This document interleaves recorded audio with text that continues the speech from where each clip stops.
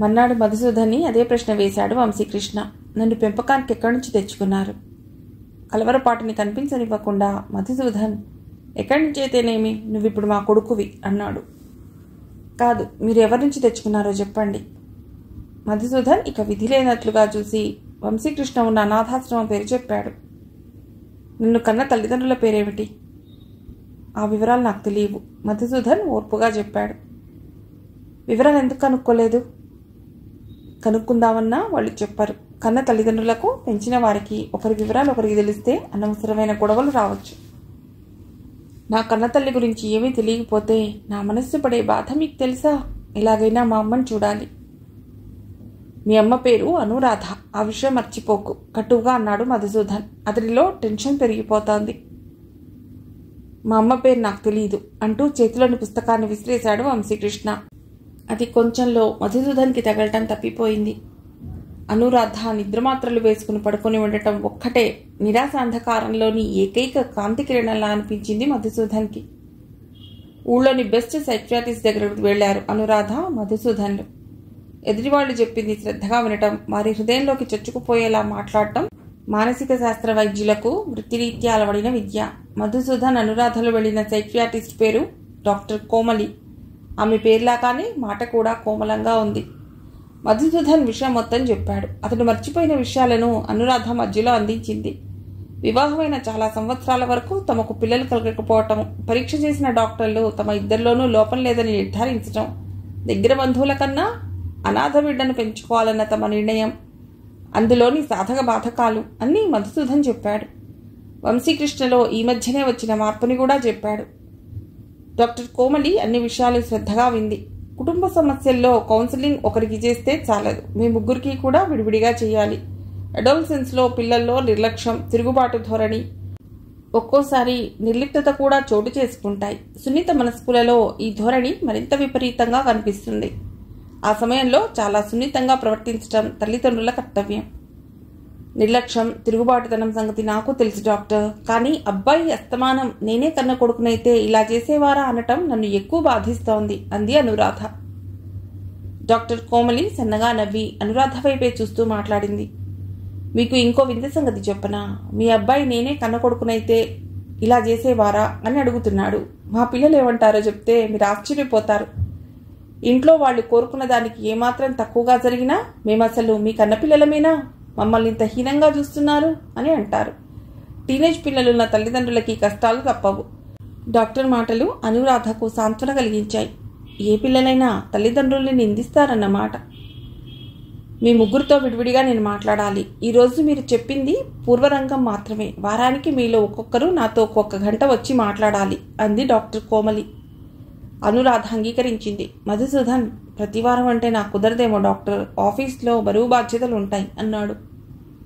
మీ అబ్బాయి మానసిక ఆరోగ్యం కోసం, మీ కుటుంబంలో శాంతి సౌఖ్యాల కోసం వారానికి 1 గంట ఎక్కువ కాదు. అతి క్రూరమైన ప్రపంచంలో జీవిస్తున్నాం. కాంపిటీషన్, జెలసీ, వెనకపోట్లు సర్వసామాన్యమైన సంఘంలో మనం బతుకుతున్నాం. కుటుంబ జీవితం ఒక్కటే మనిషికి సాంత్వన కలిగించేది. అందుకే మా సైక్యాట్రిస్టులం ఎప్పుడూ ఫ్యామిలీకి తగ్గ ఇంపార్టెన్స్ ఇమ్మని చెప్తుంటాం. మధుసూదన్ కూడా రావటానికి ఒప్పుకున్నాడు. వంశీకృష్ణతో విషయం ఎలా మాట్లాడాలో అతడి అమ్మా నాన్నలిద్దరికీ తెలియలేదు. అనురాధ మెల్లిగా అతడితో సంభాషణ ప్రారంభించింది. వంశీ, మీ కన్నతల్లిని గురించి వరి అవుతున్నావు కదూ? అవును, ఆ విషయం నీకు బాధగా ఉంది కదూ? లేదు వంశీ, నా బాధల్లా నీ గురించే. నీకు కన్నతల్లిని నేను తీసుకురాలేను, కానీ నీకు ఆ బాధ పోయేలా చేయగలను. అసంభవం, నువ్వెప్పటికీ నా కన్నతల్లివి కాలేవు. అనురాధ గుండెల్లో గుణపంతో గుచ్చినట్లయింది. నువ్వన్నది నిజమే, నేను నీ కన్నతల్లిని కాను, కానీ నీకు నీ కన్నతల్లి మీదున్న బెంగ పోగొట్టే మార్గం తెలుసుకున్నాను. వంశీకృష్ణ ఒకసారి భుజాలు గరిశాడు, కానీ మాట్లాడలేదు. ఈ ఊళ్ళోనే డాక్టర్ కోమలి అని ఫేమస్ సైక్రియాటిస్ట్ ఉంది. ఆవిడతో మాట్లాడితే నువ్వు బాధని మర్చిపోతావు. అంతకన్నా డైరెక్ట్గా పిచ్చాసుపత్రిలో చేర్పిస్తారని చెప్పేయకూడదు. నేను మీకంత బరువైపోయానన్నమాట. కన్నవాళ్ళకి కడుపు తీపి. కానీ అనురాధ బాధతో మాట్లాడలేకపోయింది. వంశీ, ఒక్కసారి ప్రయత్నించు, ఆవిడని చూడటానికి రా, ఇంకేం వద్దు అన్నాడు మధుసూదన్. వంశీకృష్ణ వెంటనే మాట్లాడలేదు. 2 రోజుల తర్వాత అతడికి ఏమనిపించిందో కానీ రావటానికి ఒప్పుకున్నాడు. వంశీకృష్ణ, అనురాధ డాక్టర్ కోమలి దగ్గరికి వెళ్లారు. డాక్టర్ అనురాధతో, నేను మీ అబ్బాయితో మాట్లాడతాను, మీరు ఒక గంట తర్వాత రండి అంది. అప్పుడు ఎల్కేజీ క్లాస్లో చేర్పించి బయటకెడుతున్న అనుభూతి కలిగింది అనురాధకు. డాక్టర్ వంశీకృష్ణను అతడి చదువు వివరాలు అడిగింది. వంశీకృష్ణ ఉత్సాహంగా తనకు చిన్నప్పటి నుండి వచ్చిన ప్రైజుల వివరాలు, స్టేట్ ఫస్ట్ వచ్చిన సంగతి వివరంగా చెప్పాడు. డాక్టర్ తనకు స్టేట్ ఫస్ట్ ఎలా మిస్ అయిందో చెప్పింది. ఇద్దరూ గంట సేపు చదువు గురించే మాట్లాడుకున్నారు. గంట తర్వాత అనురాధను చూసేదాకా వంశీకృష్ణకు తాను కౌన్సిలింగ్కి వచ్చానన్న సంగతి జ్ఞాపకం రాలేదు. తర్వాత వారం వంశీకృష్ణతో డాక్టర్ కోమలి, మీ అమ్మంటే ఇష్టమా, మీ నాన్నంటే ఇష్టమా అని అడిగింది. మా అమ్మ నాన్న ఎవరో తెలిస్తేగా నాకు ఇష్టాలు ఉండటానికి. డాక్టర్ కోమలి ఆశ్చర్యాన్ని అభినయించింది. అవును, మా అమ్మ నాన్న ఎవరో నాకు తెలియదు. అనాథాశ్రమం నుండి తెచ్చి నన్ను పెంచుకున్నారు. మా అమ్మే ఉంటే నన్ను ఎంత ప్రేమగా పెంచునో. నేను స్టేట్ ఫస్ట్ వచ్చినప్పుడు మా నాన్న ఎంత సంతోషించునో. నువ్వు చెప్పింది నిజమే. కన్నతల్లి ప్రేమ చాలా గొప్పది. మాకు తెలిసిన అమ్మాయికి చిన్నప్పుడే తల్లి చచ్చిపోయింది. తండ్రి మళ్ళీ పెళ్లి చేసుకున్నాడు. తండ్రి రెండో భార్యనే ఆ అమ్మాయి అమ్మ అని పిలిచింది. సవతి తల్లి ఇంకెప్పుడు అమ్మ అని పిలవకు అంటూ ఆ అమ్మాయి లేత బుగ్గల మీద వాతలు పెట్టేసింది. కన్నతల్లి ప్రేమ ఎరగని ఆ అమ్మాయిని తలుచుకున్న వంశీకృష్ణ కళ్లల్లో నీళ్లు తిరిగాయి. అంతలోనే అతడి మనసులో ఒక విషయం అతడికి ఇష్టం లేనప్పటికీ స్ఫురించింది. అనురాధ తనను ప్రేమగా పెంచింది. అమ్మ అన్న పిలుపు తనకు తెలియంది కాదు. తల్లి ప్రేమ తనకు అనుభవంలో లేనిది కాదు. అతడిలో కదులుతున్న ఊహలను అతడు మొదట్లోనే తుంచేశాడు. ఇంకా ఘోరమైన కథ ఇంకొకటి ఉంది. 2 పిల్లలు పుట్టాక ఒక ఆవిడ చనిపోయింది. ఆవిడ భర్త ద్వితీయ వివాహం చేసుకునే ముందు రెండో భార్యకు పిల్లలు కలగకూడదని, మొదటి భార్య సంతానాన్నే పెంచవలసి ఉంటుందని కండిషన్ పెట్టి పెళ్లి చేసుకున్నాడు. ఆమె ముందు పిల్లల్ని బాగా చూస్తున్నట్లు నటించింది. ఆ తర్వాత వాళ్ళకి జబ్బు చేస్తే సరిగ్గా వైద్యం చేయించక చంపేసింది. తర్వాత హాయిగా సొంత పిల్లల్ని కని హాయిగా ఉంది. పోలీస్ రిపోర్ట్ ఇవ్వచ్చు కదా డాక్టర్ అన్నాడు వంశీకృష్ణ. డాక్టర్ కోమలి వంశీకృష్ణ అమాయకత్వానిక అన్నట్లు నవ్వింది. ఏమని రిపోర్ట్ ఇస్తాడు? ఆవిడ సవతి పిల్లల్ని చంపింది అనటానికి రుజువే ఉంది. జ్వరం వచ్చింది, తగ్గిపోతుందనుకుని ఇంట్లోనే పారాసిటమాల్ టాబ్లెట్లు వేసింది, తగ్గలేదు, చచ్చిపోయారు.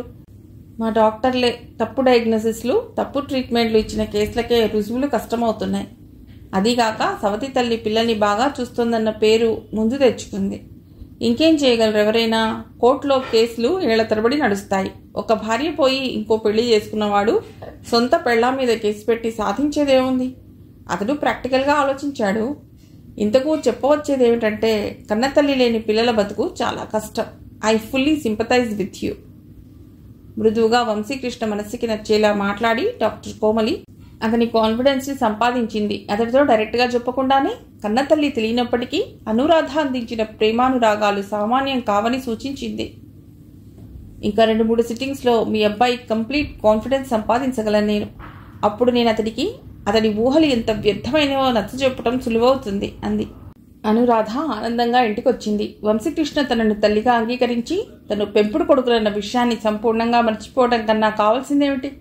ఆమె మనసు శాంతి సౌఖ్యాలతో విరాజిల్లే భవిష్యత్తుని ఊహించుకోసాగింది. ఒక రాత్రి భోజనాల దగ్గర వంశీకృష్ణ, కాలేజీలో ఎన్సీసీ, ఎన్ఎస్ఎస్, స్పోర్ట్స్ వేటిలోనైనా పేరు ఇవ్వచ్చు. నేను సోషల్ సర్వీస్లో పేరు ఇవ్వాలనుకుంటున్నాను అన్నాడు.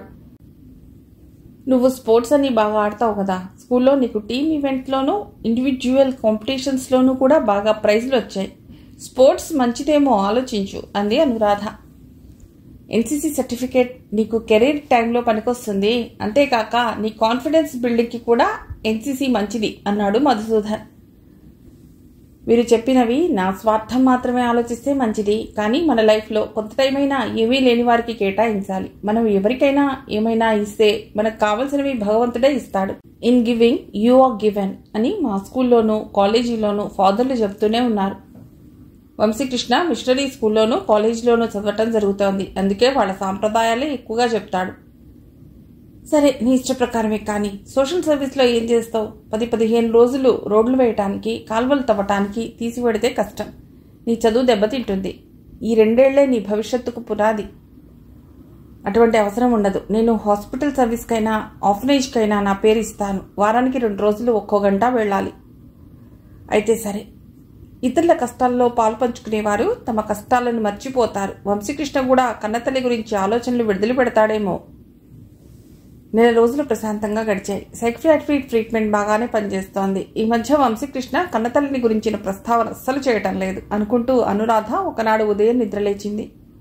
వంటింట్లోకి వెళ్ళి కాఫీ తయారు చేసింది. ఆమె, మధుసూదన్ కాఫీ తాగారు. టిఫిన్ చేసింది. వంశీ ఇంకా లేవలేదేమిటి చెప్పమా, ఎప్పుడూ ఇంత ఆలస్యంగా లేవడు, నిన్న రాత్రి చాలాసేపు చదువుకున్నాడా అనుకుంటూ ఆమె కొడుకు పడగగది వైపు నడిచింది. పడకగది ఖాళీగా ఉంది. అటాచ్డ్ బాత్రూమ్ తలుపు తీసే ఉంది. ఆమె కంగారుగా హాల్లోకి వచ్చింది. మధుసూదన్ ఆమె కంగారుని గమనించి ఏమైంది అన్నాడు. వంశీ కనిపించటం లేదు అంది అనురాధ. కనిపించకపోవడం ఏమిటి, గార్డెన్లో ఉన్నాడేమో అన్నాడు మధుసూదన్. ఇద్దరూ ఇల్లంతా కలియ తిరిగారు.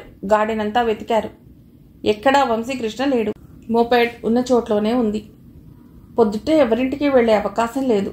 మధుసూదన్ ఫోన్ వైపు నడిచాడు. వంశీ ఫ్రెండ్స్ ఎవరింటికైనా వెళ్లాడేమో తెలుసుకుందుకు ఫోన్ చేయాలని అతడి ఐడియా. అనురాధ అతడి వైపే చూస్తూ కూర్చుంది. ఫోన్ పక్కనే ఒక పేపర్ కనిపించింది. మధుసూదన్ చదివి అనురాధకి ఇచ్చాడు. ఆమె కన్నీళ్ల మసకలోంచి ఉత్తరం చదివింది.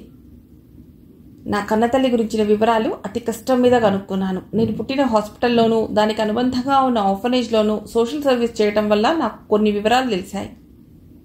నా కన్నతల్లిని వెతుక్కుంటూ వెడుతున్నాను. ఎంతటి దుర్భర పరిస్థితిలో ఆమె నన్ను వదిలేసిందో, నా కోసం ఎంతగా భర్తపిస్తుందోనని నా హృదయం అల్లాడిపోతున్నది.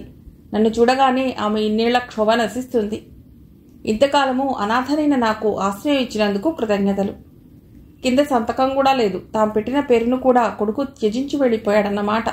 ఎందుకో అనుమానం వచ్చిన మధుసూదన్ తన కోట్ జేబు చూసుకున్నాడు. పర్స్ లేదు. డబ్బు మాత్రం తనది తీసుకున్నాడన్నమాట. అనురాధ కళ్ళు తిరిగి పడిపోయింది. ఆమెను వెంటనే హాస్పిటల్లో చేర్చాడు. పరీక్ష చేసిన డాక్టర్ బీపీ ఎక్కువగా ఉంది, 4 రోజులు ఇక్కడే ఉంచితే బీపీ నార్మల్కి తీసుకురావచ్చు. ఆమె మనస్సుకి తగిలిన గాయాన్ని మర్చిపోవాలి. ఎవరైనా దగ్గర వాళ్ళు ఉంటే మంచిది అన్నాడు. ఫ్యామిలీ డాక్టరు ఫ్రెండు కూడా కావటం వల్ల అతడికి వివరాలన్నీ తెలుసు. మధుసూదన్ అత్తగారికి టెలిగ్రామ్ ఇచ్చాడు. పోలీస్ స్టేషన్లో కంప్లైంట్ ఇచ్చాడు. 4 రోజులు ఆకాక టీవీలో ప్రకటన ఇవ్వచ్చును అనుకున్నాడు. కుటుంబ గౌరవం కూడా చూసుకోవాలి కదా. వంశీకృష్ణ చాలా హుషారుగా ఉన్నాడు. తన చిరకాల వాంఛ నెరవేరబోతున్నది. ఇంతకాలం ఒకరి దయాధర్మం మీద బతికాడు. ఇక మీదట కన్నతల్లి దగ్గరగా హాయిగా బతకవచ్చు. నిన్ను పెంచిన తల్లిదండ్రులు నిన్ను దయతో పెంచారా, ప్రేమగా పెంచారా, ఒక్కసారి ఆలోచించుకో అన్న అంతరాత్మ హెచ్చరికను అతడు మొదట్లోనే నరికేశాడు. అమ్మ కనిపించగానే తనను కౌగిలించుకుంటుంది. నాన్న, ఇంతకాలము నీకోసమే పరితపించిపోయాడ్రా అంటుంది. తనకు నచ్చిన బంగాళాదుంప కూర, టమాటో పచ్చడి, మామిడికాయ పప్పు చేసి అన్నం పెడుతుంది. తను చదువు గురించి శ్రద్ధ తీసుకుంటుంది. ఇవన్నీ అనురాధ చేసిన పనులు. అతడి ఇష్టాన్ని అనుసరించి ఆమె వంట చేసేది. మధుసూదన్ చాలాసార్లు నీ కొడుకు ఇష్టమైనవే కానీ నాకిష్టమైనవి ఎప్పుడైనా వండావా అని హాస్యాలు ఆడేవాడు. తన కన్నతల్లిని అనురాధ ప్రతిరూపంగా ఊహించుకుంటున్నానన్న సంగతి ఆ పసి హృదయానికి తట్టలేదు. కన్నతల్లి అడ్రస్ తెలుసుకుందుకు ఎంత కష్టపడవలసి వచ్చిందో, చివరకు ఎలా సాధించగలిగాడో తలుచుకుంటే అతడికి గర్వంగా ఉంది. వంశీకృష్ణ సోషల్ సర్వీస్ చేస్తానని పేరిచ్చాడు. అతడు పనిచేస్తాడన్న హాస్పిటల్ అతడు పుట్టిన హాస్పిటలే. దానికి అనుబంధంగా ఆర్ఫనేజ్ కూడా ఉంది. వంశీకృష్ణ పనిచేస్తానన్న హాస్పిటల్ పేరు విన్న అనురాధ కలవరపడింది. ఇంకో చోట పనిచేయకూడదా వంశీ? నేనే కావాలని ఈ హాస్పిటల్ పేరిచ్చాను. జన్మనిచ్చిన వెంటనే నా తల్లి నన్ను వదిలేసి వెళ్ళిపోతే ఈ అనాథాశ్రమం వాళ్లేగా నన్ను కాపాడి మీ వంటి ప్రేమమూర్తులకు నన్ను అందించారు. లేకపోతే ఏ చెత్తకుండి పక్కనో చచ్చిపోయి ఉందును. నన్ను మీరు పెంచుకున్నారు. ఆ అదృష్టం లేని అభాగ్యులైన పిల్లలు ఎందరున్నారో వారి కోసం వారానికి 2 గంటలేగా నేను కష్టపడేది. అనురాధ పర్వాలేదులే అని తనను తాను సమాధానపరుచుకుంది. వంశీకృష్ణ సోషల్ సర్వీస్కి రెగ్యులర్గా వెళ్లసాగాడు. సాధారణంగా కాలేజీ స్టూడెంట్స్లో చాలామంది సర్టిఫికేట్ భవిష్యత్తులో తమకు ఉద్యోగ ప్రయత్నాల్లో ఉపయోగిస్తుందన్న ఆశతో సోషల్ సర్వీస్కి ఆప్ట్ చేస్తారు. మొక్కుబడిగా గంట పని అయిందనిపిస్తారు. అలా కాకుండా వంశీకృష్ణ అంకితభావంతో పనిచేయడం సోషల్ సర్వీస్ కోఆర్డినేటర్ని ఆనందపరిచింది. అంతకుమించి ఆర్ఫనేజ్ ఇన్ఛార్జ్ సిస్టర్కి అతడు చేసే పని చాలా నచ్చింది. గంట సేపు అని లెక్క పెట్టుకోకుండా అతడు ఆర్ఫనేజ్లో చాలాసేపు గడిపేవాడు. ఒకసారి అనురాధను అడిగి ఇంట్లో ఉన్న పాత దుప్పట్లు, చీరలు, తనవి మధుసూదన్వి డ్రెస్లు తెచ్చి సిస్టర్కి ఇచ్చాడు. ఆవిడ చాలా సంతోషించింది. అనేక సార్లు విజిటర్లకి ఆర్ఫనేజ్ చూపించే పని కూడా చేసేవాడు. దత్తతకు పిల్లల కోసం వచ్చిన వాళ్ళు అనాథ పిల్లల్ని పరీక్షించే పద్ధతి అతన్ని చాలా బాధ పెట్టేది. అనురాధ, మధుసూదన్లు తనని ఇలాగే పరీక్షించి ఉంటారు కదా అనుకునేవాడు. కొన్ని రోజులు గడిచేసరికి సిస్టర్కి అతడి మీద పూర్తి నమ్మకం ఏర్పడింది. అప్పుడప్పుడు బయటకు వెళ్ళేటప్పుడు ఆఫీస్ రూమ్ అతడి మీద వదిలేసి పెడుతూ ఉండేది. ఒకరోజు వంశీకృష్ణ, సిస్టర్ మీ ఆఫీస్ రికార్డ్స్ కొన్ని మరీ దుమ్ము కొట్టుకుపోయినట్లున్నాయి, నేను సర్ది పెట్టనా అన్నాడు. లేటెస్ట్ రికార్డ్స్ మాత్రమే అవసరం కదా, పాతవి నేను అంతగా పట్టించుకోవటం లేదు. ఒక విధంగా అవి దండగా అంది సిస్టర్. లేదు సిస్టర్, ఏవి ఎప్పుడు అవసరమో ఏం చెప్పగలం, సర్ది పెడతాను. అన్నీ తీసి మళ్ళీ సర్దటానికి 4-5 గంటలైనా పట్టవచ్చు. చదువుకుంటున్న కుర్రవాడివి, నీకు టైం వేస్ట్ కాకూడదు. భగవంతుడి సృష్టిలో ఏ పని వేస్ట్ కాదు. మార్కులు తెచ్చుకోవడం ఒక్కటే జీవిత లక్ష్యం కాకూడదు. మానవ సేవకే నా జీవితం అంకితం కావాలనుకుంటున్నాను. ఆదివారం వచ్చి చేస్తాను. సరే, ఆదివారం ఉదయమే వచ్చే. నేను చర్చికి పెడుతూ నీకు ఆఫీస్ రూమ్ తాళాలు ఇస్తాను. ఆదివారం నాడు కూడా సోషల్ సర్వీస్కి పెడతానంటే మధుసూదన్కి నచ్చలేదు. అతడి కొడుకుతో, ఈ 2 ఏళ్లు నువ్వు చదువు మీద ఎక్కువ కాన్సన్ట్రేట్ చేయాలి. ఇంత టైం సోషల్ సర్వీస్కి కేటాయిస్తే ఎలా అన్నాడు. వంశీకృష్ణ దృఢమైన కంఠంతో, ఇదే లాస్ట్ టైం వెళ్ళటం, మానేస్తాలేండి అన్నాడు. అతడు అన్న దాంట్లో అబద్ధం లేదు. నిజాన్ని దాచటం అబద్ధం కింద రాదు. మధుసూదన్కి కొడుకు మనసు తెలియక సరే అన్నాడు.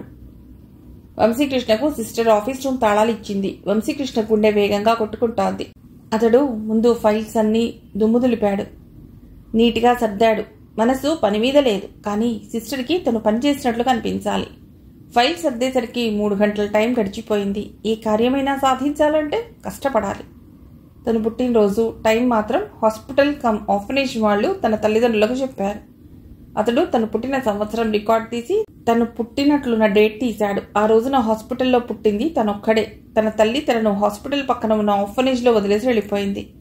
బిల్స్ అన్ని చెల్లించినట్లే రికార్డులో ఉంది. తల్లి పేరు మనోరమ, ఆమె తండ్రి అంటే తన తాతగారి పేరు వెంకటేశ్వరరావు. ఆయన ఇచ్చిన అడ్రస్ చదివాడు. ఆశ్చర్యం, ఈ ఊళ్ళోనే ఉంది. అయితే తను తన తల్లిని ఎప్పుడైనా చూసి ఉండవచ్చునన్నమాట. వంశీకృష్ణకి గుండె ఆగినట్లు అనిపించింది. అతడు మెల్లిగా తేరుకుని అడ్రస్ని పేపర్ మీద రాసి పెట్టుకున్నాడు. సిస్టర్ వచ్చి అతడి పనిని మెచ్చుకుంది. అతడు తాను సాధించిన దానిని తనే మెచ్చుకున్నాడు. అర్ధరాత్రి ఇల్లు వదిలి వెళ్ళిపోతున్నానని, కన్నతల్లి దగ్గరకు వెళ్ళిపోతున్నానని లెటర్ రాసి టెలిఫోన్ పక్కన పెట్టేశాడు. ఆ సమయంలో దగ్గర కొంత డబ్బుండాలన్న సంగతి అతడికి జ్ఞాపకం వచ్చింది. అక్కడే ఉన్న మధుసూదన్ కోట్ జేబులో నుండి పర్స్ తీసి తన జేబులో వేసుకున్నాడు. అందులో ఉన్న డబ్బు ఎప్పుడో ఒకప్పుడు తిరిగి ఇచ్చేయాలనుకున్నాడు. చిన్న ఎయిర్ బ్యాగ్తో వీధిలో అడుగుపెట్టాడు. రాత్రంతా రైల్వే స్టేషన్లో కాలక్షేపం చేశాడు. పొద్దుటే ఆటో ఎక్కి తను రాసి ఉంచుకున్న అడ్రస్ ఉన్న ఇంటికి వెళ్ళాడు. చిన్న డాబా ఇల్లు, 2 పోర్షన్లుగా కట్టినట్లున్నారు. ఒక్క క్షణం తను వదిలేసి వచ్చిన బంగళా జ్ఞాపకం వచ్చింది. ఆ ఊహను చెరిపివేస్తూ అతను వెళ్లి ఒక పోర్షన్ తలుపు తట్టాడు. ఏ పోర్షన్లో వెంకటేశ్వరరావు ఉంటున్నాడో కూడా తెలియదు. ఇంటాయన తలుపు తీసి వంశీకృష్ణకేసి, ఎవరు నువ్వు అన్నట్లు చూశాడు. వంశీకృష్ణకి ఏం చెప్పాలో తెలియలేదు. ఆయన తన తాతగారేమో కూడా తెలియదు. వెంకటేశ్వరరావు గారు కావాలండి. ఏ వెంకటేశ్వరరావు? అదేనండి, మనోరమ ఆంటీ వాళ్ళ నాన్నగారు. ఏమే అంటూ ఇంటాయన గర్జించాడు. లోపల నుండి ఇంటావిడ వచ్చింది. చాలా మెత్తటి మనస్సు ఉన్న దానిలా ఉంది. ఎయిర్ బ్యాగ్తో నిల్చున్న వంశీకృష్ణను కూర్చోబాబు అని చెప్పి, ఎవరు కావాలి అని అడిగింది. మాది దుర్గాపూర్ అండి. వెంకటేశ్వరరావు గారు మా నాన్నగారికి వరుసకు మేనమామ అవుతారు. ఈ ఊళ్ళో నాకు ఇంటర్వ్యూ వచ్చింది. మన బంధువులే వెళ్ళి ఉండమని మా నాన్నగారు అడ్రస్ ఇచ్చారు. చాలా రోజులుగా ఉత్తరాలు రాసుకోవటం లేదు. అడ్రస్ మారిందేమో అన్నారు కూడాను. తన మాటలు తనకే ఆశ్చర్యం కలిగించాయి వంశీకృష్ణకు. ఇంటావిడ మనస్సు గతంలోకి వెళ్ళింది. మా ఇంట్లో చాలామంది అద్దెకుండి వెళ్లారు. చాలామంది వెంకటేశ్వరరావులు ఉన్నారు. కానీ మనోరమ అన్నది అరుదైన పేరు. అందుకని నాకు జ్ఞాపకం ఉంది. అగ్రికల్చర్ డిపార్ట్మెంట్లో కాబోలు ఆయన పనిచేసేవారు. 15 ఏళ్ల కిందటే ఇక్కడి నుంచి కావాలని ట్రాన్స్ఫర్ చేయించుకుని వరంగల్కి వెళ్ళిపోయారు. మీ నాన్నగారికి ఈ వివరాలు తెలియకపోవడం ఆశ్చర్యమే. ఇంటావిడ తన కథను పూర్తిగా నమ్మినట్లు లేదు. కానీ ఆవిడ వల్ల మరికొన్ని వివరాలు తెలిసాయి. తన తాతగారు అగ్రికల్చరల్ డిపార్ట్మెంట్లో పనిచేస్తున్నారు. తన పుట్టుక వల్ల ఇక్కడ సంఘంలో తలెత్తుకోలేక వరంగల్ ట్రాన్స్ఫర్ చేయించుకున్నట్లున్నారు. ఇంటావిడ కావాలని ఆ వివరం దాచేసినట్లుంది. మంచివాళ్ళు సాధ్యమైనంత వరకు ఎవరి గురించి చెడుగా మాట్లాడరు. నేను వెళ్ళొస్తానండి. మా నాన్నగారి దగ్గర ఎప్పటిదో పాత అడ్రస్ ఉన్నట్లుంది. రేపు రాత్రికి ఎలాగో వెనక్కి వెళ్ళిపోవాలి. పొద్దున్నే రైలు దిగి వచ్చినట్లున్నావు. కొంచెం టిఫిన్ తినేళ్ళు ఆప్యాయంగా అందావిడ. ఇంటాయన మొహంలో అప్రసన్నత కనిపించింది. కానీ ఆకలిగా ఉన్న వంశీకృష్ణ ఆవిడ పెట్టిన టిఫిన్ తిని ఆటోలో బస్టాండ్కి వెళ్ళి వరంగల్ బస్సు ఎక్కాడు. అనురాధతో కానీ స్కూల్ ఎక్స్కర్షన్లో కానీ ప్రయాణం చేశాడే తప్ప ఒంటరిగా ఎప్పుడూ ప్రయాణం చేయలేదు. వరంగల్లో బస్ దిగేసరికి మధ్యాహ్నం అయింది. బస్టాండ్ హోటల్లో అన్నం తిని రిక్షావాడి అగ్రికల్చర్ ఆఫీస్కి తీసుకెళ్లమన్నాడు. ఎక్కడుంది ఆఫీస్? వంశీకృష్ణకు తెలియదు. దగ్గరలో ఉన్న టెలిఫోన్ బూత్కి వెళ్ళి డైరెక్టరీ తీసుకుని అడ్రస్ రాసుకున్నాడు. రిక్షా ఆఫీస్ ముందు ఆగింది. వంశీకృష్ణ గుండెల్లో రైళ్లు పరిగెత్తసాగాయి. ఇంట్లో అడిగినట్లు కాదు, ఇక్కడ ఎవరిని అడగాలి? ఇంతకీ తన తాతగారు వెంకటేశ్వరరావు ఏ ర్యాంకులో పనిచేసి ఉండవచ్చు? కంపెనీ జనరల్ మేనేజర్ కొడుకుగా పెరిగిన వంశీకృష్ణకు వెంకటేశ్వరరావు ఆఫీసరే అయి ఉండవచ్చు అనిపించింది. ఎయిర్ బ్యాగ్ని ఒక మూల పెట్టి అతి దగ్గరగా ఉన్న టేబుల్ దగ్గరకు వెళ్ళి వెంకటేశ్వరరావు గారు కావాలండి అన్నాడు. ఆ టేబుల్ దగ్గర పనిచేసుకుంటున్న అతడు, నేనే వెంకటేశ్వరరావుని, నాతో ఏం పని నీకు అన్నాడు. వంశీకృష్ణ నిశ్చేషుడైపోయాడు. ఈ వెంకటేశ్వరరావుకి 30 ఏళ్లన్నా ఉండవు. తనకు తాతగారయ్యే అవకాశం లేదు. నాకు కె వెంకటేశ్వరరావు గారు కావాలి. సుమారు 15 ఏళ్ల కిందట ఇక్కడకు ట్రాన్స్ఫర్ అయి వచ్చారు. సీట్లో ఉన్న వెంకటేశ్వరరావు పక్కున నవ్వాడు. 3 ఏళ్ల కన్నా ఎవ్వరూ ఎక్కడా ఉండరు. 15 ఏళ్ల క్రిందట పనిచేసిన వాడు ఎవరో ఏమిటో. దగ్గరలో నేను వాచ్మెన్ వీళ్ల మాటలు వింటున్నవాడు వచ్చి మాట్లాడాడు. నా సర్వీస్లో ఇక్కడ పనిచేసిన వారంతా నా గుర్తే. వెంకటేశ్వరరావు గారు కావాలని ఈ ఊరు ట్రాన్స్ఫర్ చేయించుకున్నారు. ఇక్కడ ఉండగానే వాళ్ళ అమ్మాయి మనోరమ గారి పెళ్ళయింది. ఆ తర్వాత సూపరింటెండెంట్గా ప్రమోషన్ వచ్చి రాజమండ్రి ట్రాన్స్ఫర్ అయి వెళ్ళిపోయారు. అక్కడే రిటైర్ అయిపోయి ఉండవచ్చు. ఇక్కడికి వచ్చేసరికి ఆయనకు 50 పైనే ఉన్నాయి. వంశీకృష్ణకు తన తర్వాత గమ్యం ఏమిటో తెలిసింది. బహుశా రాజమండ్రిలో తన తాతగారు, ఆయన ద్వారా తల్లి తెలుస్తారు. అనురాధ హాస్పిటల్లో ఉండగానే ఆమె తల్లి మీనాక్షి వచ్చింది. నర్సులు డాక్టర్లు చూస్తుండగానే అనురాధను పట్టుకుని, అయ్యో తల్లి ఎంత చిక్కిపోయావే అంటూ ఏడవసాగింది. మీ అమ్మాయి గారికి మానసిక విశ్రాంతి అవసరం, ఆమెను డిస్టర్బ్ చేయొద్దు అన్నాడు డాక్టర్ ఆమెతో. తల్లి ప్రాణ సంగతి ఈ మగవాళ్ళకి ఏం తెలుస్తుంది? నా కంటికి రెప్పలా చూసుకున్నాను బంగారు తల్లిని. దానికి పిల్లలు పుట్టకపోతే అల్లాడిపోయాను. అనాథాశ్రమం నుండి పిల్లాడి తెచ్చుకుని పెంచుకుంటే సరేనన్నాను. వాడే నా మనువడు అనుకుంటూ మురిసిపోయాను. ప్రాణంలో ప్రాణంగా పెంచింది వాణ్ణి. నా కూతురి కడుపులో చిచ్చుపెట్టిపోయాడు వెధవ. ఏ రైలు కిందో పడి చచ్చే ఉంటాడు. నా కూతుర్ని ఏడిపించిన వాడు బాగుపడడు. మీనాక్షి వంశీకృష్ణకు పెట్టే శాపనార్థాలకు అనురాధ మళ్లీ కళ్ళు తిరిగి పడిపోయింది. నర్సులు మీనాక్షిని బలవంతంగా బయటకు తీసుకెళ్లారు. అనురాధ సాయం కోసం ఆమె తల్లిని రప్పించి, తను తప్పు పని చేశానా అనుకున్నాడు మధుసూదన్. వంశీకృష్ణ తప్పకుండా తిరిగి వస్తాడు అన్నమాట అనురాధకు సాంత్వననిస్తుంది. కానీ శాపనార్థాలు పెడితే ఎలా? ఈనాడు వంశీకృష్ణ ఎలా ప్రవర్తించినా అతడు అనురాధ ప్రాణంలో ప్రాణంగా పెంచుకున్న కొడుకు. ఏ తల్లి బిడ్డ భవిష్యత్తును నాశనం కావాలని కోరుకోదు. కుపుత్రో జాయేత క్వచిదపి కుమాత నభవతి అన్నారు శంకర భగవత్పాదులు. 2 రోజులకి అనురాధని హాస్పిటల్ నుండి డిశ్చార్జ్ చేశారు. ఆమెకు బీపీ పెరగకుండా మందులు, నిద్రకు మందులు, బలానికి టానిక్ రాసిచ్చిన డాక్టర్ ఎట్టి పరిస్థితుల్లోనూ ఆమె మానసికంగా ఆందోళన చెందకుండా చూసుకోవాలి అని చెప్పాడు. అనురాధను ఇంట్లో దించిన తర్వాత మధుసూదన్ పోలీస్ స్టేషన్కి వెళ్ళాడు. పోలీసులు ఏ సమాచారము దొరకలేదని తాము ప్రయత్నిస్తున్నామని చెప్పారు. ఇంటికి వచ్చేసరికి మధుసూదన్ తల్లిదండ్రులు ఇంట్లో ఉన్నారు. నువ్వు పెంచుకున్నవాడు పారిపోయాడని, కోడలికి ఒంట్లో బాగోలేదని తెలిసింది. మనసు సాగలేక వెంటనే వచ్చేశాం అంది కామాక్షి. అనురాధ మంచం మీద పడుకుని ఫోటో ఆల్బమ్ చూస్తోంది. వంశీకృష్ణ నామకరణం దగ్గర నుండి 10th క్లాస్ స్టేట్ ర్యాంక్లో పాస్ అయినప్పటిదాకా అన్ని ఫోటోలను ఆమె ఆల్బంలో అమర్చి ఉంచింది. ఫోటోలు చూస్తున్న అనురాధ కళ్ళు ధారాపాతంగా వర్షిస్తున్నాయి. రాధా, ఇప్పుడే పోలీస్ స్టేషన్కి వెళ్ళొచ్చాను. వాళ్ళన్ని ప్రయత్నాలు చేస్తున్నారు. నువ్వు వరీ కాకు. అనురాధ కన్నీళ్ల మధ్య నుండి నవ్వింది.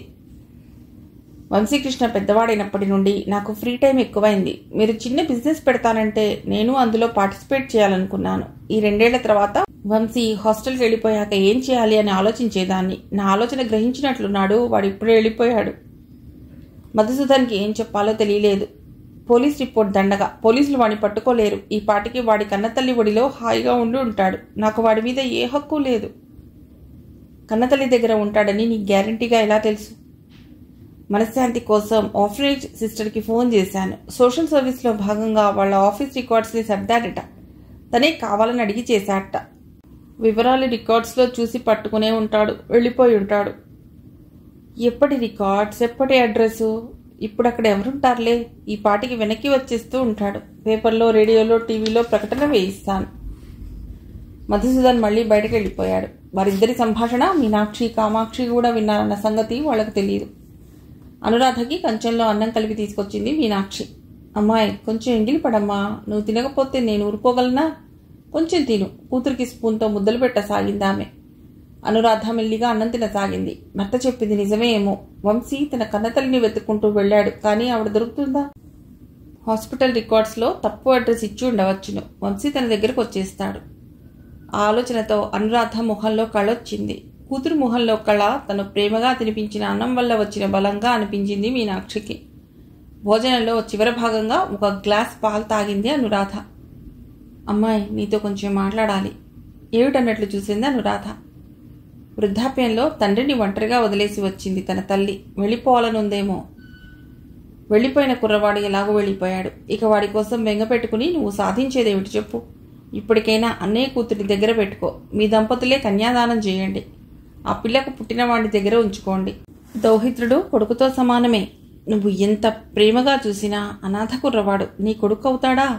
ఏ విధవ పోలికలతో పుట్టాడో ఆ విధవల దగ్గరికే పోయి ఉంటాడు. అనురాధ గుండెల్లో బాధ సుళ్ళు తిరిగి కంఠం దగ్గర గద్గదమై కళ్లలో నుంచి నీటి ప్రవాహాలుగా రాసాగింది. ఆమె ఎంత ప్రయత్నించినా అమ్మా అని అరవను కూడా లేకపోయింది. నీ మంచి కోసమే చెప్తున్నాను. వృద్ధాప్యంలో తోడో అవసరం. నువ్వు మీ ఆయన మెల్లిగా ఆలోచించుకునే చెప్పవచ్చు అంది మీనాక్షి. భర్త తల్లిని కాకుండా తండ్రిని రమ్మని కబురు పెట్టవలసింది అనుకుంది అనురాధ. తన తండ్రి అయితే తనను తప్పకుండా ఓదార్చి ధైర్యం చెప్పేవాడు. కానీ సామాన్యంగా కూతురులని కష్టకాలంలో తల్లులు ఆదుకోవటం సామాన్యం. అందుకే తన భర్త తల్లిని రమ్మన్నాడు. ఎవ్వరూ రమ్మనకుండానే వచ్చారు తన అత్తామామలు. వాళ్ళు తన భర్తకి ఇదే సలహా ఇస్తారా? ఇంతకీ వంశీ ఎలా ఉన్నాడో, వేళకి అన్నం తింటున్నాడో లేదో, లేదా ఆ కన్న తల్లి అతడికి తనను మర్చిపోయేలా ప్రేమాదరణలు చూపిస్తోందో ఆలోచిస్తున్న అనురాధ దగ్గరకు ఆమె అత్తగారు వచ్చింది. అనురాధ లేచి కూర్చోబోయింది. పర్వాలేదమ్మా, పడుకో. మధ్యాహ్నం డాక్టర్ నిద్రపోమన్నట్ట కదా, నిద్ర మాత్రలు వేసుకున్నావా అంది కామాక్షి. వేసుకోలేదత్తయ్యా అంది అనురాధ. కామాక్షి మాత్రలు తీసి అనురాధకిచ్చి నీళ్ల గ్లాసు అందించింది. అనురాధ మాత్రలు వేసుకుంది. కొంచెంసేపటికే ఆమెకు నిద్ర పట్టింది. నిద్రలో వంశీకృష్ణ కలలోకి వచ్చాడు. ఒక్కోసారి ఆడుకుంటున్నట్లు, ఒక్కోసారి పడుకుంటున్నట్లు, ఒక్కోసారి ఏడుస్తున్నట్లు, ఒక్కోసారి చదువుకుంటున్నట్లు. అనురాధ నిద్రపోతున్నంతసేపు కామాక్షి ఆమె పక్కనే కూర్చుంది. 2 గంటల తర్వాత నిద్రలేచిన అనురాధ తన పక్కనే కూర్చుని ఉన్న అత్తగారిని చూసి ఆశ్చర్యపోయింది. అదేమిటత్తయ్యా, మీరిక్కడే కూర్చునున్నారా? పర్వాలేదమ్మా, నిన్ను కంటికి రెప్పలా చూసుకోవాలని అబ్బాయి చెప్పి వెళ్ళాడు. నీ మనసు బాగా దెబ్బతింది. పెద్దవాళ్లు ధైర్యం చెప్పకపోతే ఎలా?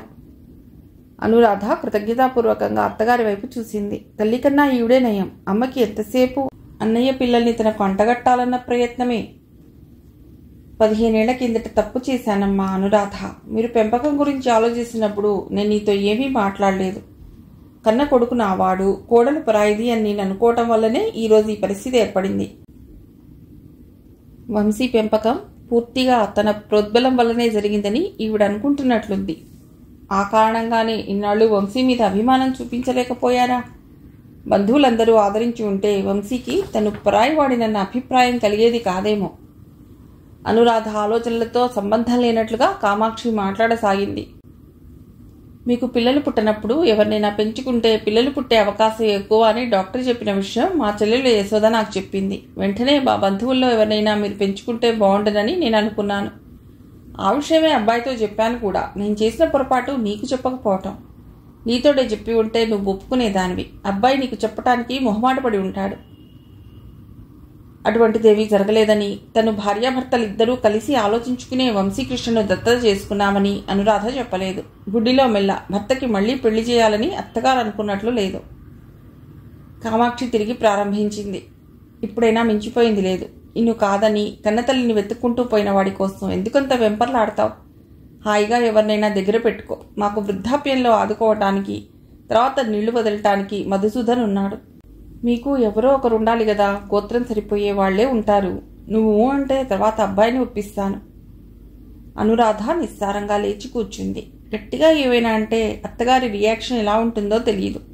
తల్లి ఎలాగో వంశీని శాపనార్థాలు పెట్టింది. ఈమెగారైనా పెట్టకుండా చూసుకోవాల్సిన బాధ్యత తన మీదుంది. వంశీ తిరిగొస్తాడని అనిపిస్తోంది. రాని పక్షంలో మీరు చెప్పింది ఆలోచిద్దాం. కోడల్ని తన వైపుకి పూర్తిగా మళ్లించుకోగలనన్న నమ్మకంతో కామాక్షి ఆనందంగా నిట్టూర్చి ఆ గదిలోంచి వెళ్ళిపోయింది. అనురాధ కదల్లేకుండా పడుకుంది. ఆమె మనస్సు కూడా నిస్తబ్దంగా ఉంది. భర్త తొందరగా వస్తే బాగుండునన్న ఊహ తప్ప మరో ఆలోచన లేదు. మధుసూదన్ పత్రికల్లో, రేడియోలో, టీవీలో వంశీకృష్ణ కోసం ప్రకటన ఇచ్చి ఇంటికొచ్చాడు. గుమ్మం వైపు కాకుండా రెండో వైపు కూర్చోటం వల్ల కామాక్షికి, మీనాక్షికి అతడి రాక తెలియలేదు. వియ్యపురాళ్ళు అంత సఖ్యంగా కూర్చుని ఏం మాట్లాడుకుంటున్నారో అతడికి తెలియలేదు.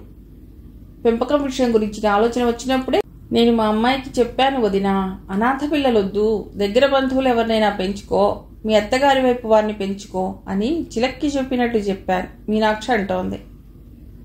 నేను మా అబ్బాయికి చెప్పాను వదినా, అనాథ పిల్లలొద్దు, కోడలి వైపు వారిని ఎవరినైనా పెంచుకో, తన బంధువుల పిల్లలైతేనే కోడలు ప్రేమగా చూడగలదు, వారికి కూడా వాళ్ళ బంధువులైతేనే ప్రేమ ఉంటుంది కామాక్షి అంది. అత్తగారి మాటలు, తల్లి వాగ్ధోరణి మధుసూదన్లో ఆశ్చర్యాన్ని, కోపాన్ని తెప్పించాయి. ఎలా మాట తిప్పేస్తున్నారు ఇద్దరు. తమ వైపు బంధువుల్ని పెంచుకోమంటే కాదు, తమ వైపు బంధువుల్ని పెంచుకోమని సతాయించింది వీళ్లే. ఈ రోజున మాట మార్చి రెండో వైపు వాళ్లే ఉత్తమం అంటున్నది వీళ్లే. కంపెనీ జనరల్ మేనేజర్గా అనేక వ్యాపార సంబంధమైన మోసాలను, మాట మార్చడాలను చూసిన మధుసూదన్కి సైతం ఆశ్చర్యాన్ని కలిగించేలా అతడి తల్లి, అత్తగారు మాట్లాడుతున్నారు. మా అమ్మాయిని హెచ్చరించాను, వీడి తండ్రి ఏ హంతకుడో, తల్లి బజారు మనిషి అయి ఉంటారు, లేకపోతే ఎవరైనా పిల్లల్ని అనాథులుగా వదిలేస్తారా అని. నా మాట లక్ష్య పెట్టలేదు. ఈరోజు వెధవ ఇంట్లోంచి పోయాడు. అబ్బాయి పర్సు కూడా పట్టుకుని పోయాడట, ఇంకేమొస్తాడు. వదినా, పోయిన వెధవ ఎలాగూ పోయాడు, ఇప్పటికైనా అమ్మాయి, అల్లుడు వాస్తవం తెలుసుకుని తప్పు దిద్దుకుంటే మంచిది. అదే కోడలికి చెప్పాను, గోత్రం సరిపోయే అబ్బాయిని పెంచుకోమన్నాను. ఆస్తికో అబ్బాయి, ఆశకో అమ్మాయి అన్నారు. మేనకోడల్ని దగ్గరుంచుకుని పెళ్లి చేయమని చెప్పాను, కన్యాదాన ఫలం దక్కుతుంది. వియ్యపురాళ్ళిద్దరూ ఒకటైపోయారు. నా తరపు వాళ్ళని దగ్గరకు తీసుకోమంటే నా తరపు వాళ్ళని దెబ్బలాడుకోవటం కన్నా ఇద్దరి వైపు నుండి చిరొక్కళ్ళని దత్తత చేసుకుంటే మంచిదన్న సంగతి ఇద్దరికీ తెలిసింది. నిజమే, మధుసూదన్ కంపెనీ జనరల్ మేనేజర్, చాలా ఆస్తి ఉంది. ఆస్తి అన్యాక్రాంతమైపోయే అవకాశం వంశీకృష్ణ వెళ్ళిపోవడంతో తప్పిపోయింది. ఇప్పటికైనా జాగ్రత్త పడ్డం మంచిది. మధుసూదన్ బాధతో నిట్టూర్చాడు. అనురాధ కొడుకు ఇంట్లోంచి వెళ్ళిపోయాడన్న దుఃఖంలో ఉంది. ఆమెకు సాంత్వన కావాలి. కొడుకు ఆచూకీ గురించి తిరగటం తప్పనిసరి, తనకు ఆమె దగ్గరే ఉండటం అసాధ్యం. ఆమెకు మనశ్శాంతి కోసం పిలిపించిన ఆమె కన్నతల్లే ఆమె దుఃఖాన్ని రెట్టింపు చేస్తోంది. వంశీకృష్ణ తిరిగి వస్తాడని చెప్తే అనురాధకు ఎంత ధైర్యంగా ఉంటుంది. అలాంటిది వంశీకృష్ణ తిరిగి రాడన్న నిర్ధారణకు వచ్చేసి తర్వాత ఏం చేయాలన్న ప్లానింగ్ మొదలెడితే ఎలా ఉంటుంది. ఇంతకీ అనురాధ ఏం చేస్తుందో ఆ ఊహ రాగానే మధుసూదన్ తొందరగా అనురాధ పడుకున్న గదిలోకి వెళ్ళాడు. భర్తను చూడగానే అనురాధ బావురుమంది. ఆమె తల నిమురుతూ ఉండిపోయాడు మధుసూదన్. అతడి గుండెల నిండా కూడా దుఃఖమే, కానీ ఆమెకు ఓదార్పు అవసరం. కొడుకే తప్ప జీవితమే లేదన్నట్లుగా జీవించింది ఆమె. ఆమెకు మానసిక క్లేశం తగ్గటానికి తను అత్తగారిని రమ్మని రాశాడు, కానీ ఆవిడను రమ్మనకుండా ఉండవలసిందేమో. మానవ ప్రకృతి విచిత్రమైనది. కొందరిలో మమకారం ఎక్కువగా ఉంటుంది, కొందరిలో అహంకారం ఎక్కువగా ఉంటుంది. మమకారం ఎక్కువగా ఉన్నవాళ్ళు ఎదురువాళ్లు సుఖ సంతోషాలను కోరుకుంటారు. అహంకారం ఎక్కువగా ఉన్నవాళ్ళు తమ మాట నెగ్గడమే ముఖ్యం అనుకుంటారు. తన అత్తగారిలో అహంకారం పాలెక్కువ. అందుకే కూతురి మనస్థితి ఆవిడ హృదయానికి బాధ కలిగించడం లేదు. తన మాటను కాదని కూతురు పెంచుకున్న కొడుకు ఇంట్లోంచి వెళ్ళిపోయాడు. తన హెచ్చరిక నిజమైంది. అందుకే ఆవిడకు తృప్తిగా ఉంది. దుఃఖిస్తున్న అనురాధను ఓదారుస్తూ తన ఆలోచనల్లో కొట్టుకుపోతూ చాలాసేపు ఉండిపోయాడు మధుసూదన్. వంశీకృష్ణ రాజమండ్రి రైల్వే స్టేషన్లో దిగాడు. వంశీకృష్ణ రాజమండ్రి స్టేషన్లో రైలు దిగాడు. తెల్లవారుతూ ఉంది. స్టేషన్లోనే మొహం గడుక్కుని ఇడ్లీలు కొనుక్కొని తిన్నాడు. 4 రోజుల నాడు రుబ్బిన పిండితో వేసిన ఇడ్లీలు పుల్లగా రాళ్లలా ఉన్నాయి. అమ్మ చేసిన ఇడ్లీలు దూది రేకుల్లా ఉంటాయి అనుకున్నాడు. అతడి ఆలోచన అతడిని చెల్లున కొట్టినట్టు అనిపించింది. అమ్మంటే ఎవరు? అనురాధ లేక మనోరమ? తనను పెంచిన తల్లి ఇడ్లీలు చేసినప్పుడల్లా 2 రకాల పచ్చళ్ళు, పొడి, సాంబారు కూడా చేసేది. ఏమిటి ఆలోచనలు! ఇన్ని సంవత్సరాలకు కన్నతల్లి ఆదరణలో కరిగిపోబోయే క్షణాలలో ఇంకో స్త్రీ గురించిన ఆలోచన రాకూడదు. స్టేషన్ వెయిటింగ్ రూమ్లోనే స్నానం చేసి బట్టలు మార్చుకున్నాడు. టెలిఫోన్ డైరెక్టరీలో అడ్రస్ చూసుకుని రిక్షాలో ఆఫీస్కి వెళ్ళాడు. అతడికి ఎంత ఆత్రంగా ఉన్నా గవర్నమెంట్ ఆఫీస్ 10:30కే తెరిచారు. ఆఫీస్లోకి వెళ్ళి వెంకటేశ్వరరావు గారు కావాలండి అన్నాడు. ఏ వెంకటేశ్వరరావు గారు? సూపరింటెండెంట్ వెంకటేశ్వరరావు గారు. ఆఫీస్లో ఉన్న వాళ్ళంతా పక్కున నవ్వారు. వంశీకృష్ణకు విషయం అర్థం కాలేదు. అతడు అయోమయంగా చూశాడు. అబ్బాయ్, ఇది ఏ సంవత్సరం? వంశీకృష్ణ ప్రశ్న ఎందుకో తెలియకపోయినా జవాబు చెప్పాడు. ఆయన రిటైర్ అయ్యి 4 ఏళ్లయింది. మీ నాన్న దగ్గర ఏదైనా ఉపకారం చేస్తానని డబ్బు తీసుకున్నాడేమిటి? రిటైర్ అయినా ఇంకా సర్వీస్లోనే ఉన్నట్లుగా తీసుకోవటం అలవాటైపోతోందిలే. లేదండి, నేను వాళ్ళ స్నేహితుల తాలూకు. వాళ్ళ అమ్మాయి మనోరమ గారు మా అమ్మ ఫ్రెండ్స్. ఈ ఊర్లో వాళ్ళ ఇంటికి వెళ్ళమని మా అమ్మగారు చెప్పి పంపించారు. ఇల్లు మారి ఉండవచ్చును. ఆఫీస్లో వాకప్ చేసుకుని వెళ్ళమన్నారు. ఒక్కో చోట ఒక్కొక్క రకం అబద్ధం ఎలా చెప్పగలుగుతున్నాడో వంశీకృష్ణకి ఆశ్చర్యంగా ఉంది. లక్ష్య సాధన కోసం ఏమైనా చేయగలమన్నమాట. వాళ్ళ అమ్మాయి దగ్గరే ఆయన రిటైర్ అయిన కొత్తల్లో ఉండేవాడు. అల్లుడికి పేపర్ మిల్లులో పని. వెంకటేశ్వరరావు గారు కాకినాడ వెళ్ళిపోయారు. అమ్మాయి గృహప్రవేశం ఇన్విటేషన్ ఇచ్చాడు అందరికీ. అందుకే ఆ అమ్మాయి అడ్రస్ తెలుసు. ఇమ్మంటావా? వంశీకృష్ణ తలూపాడు.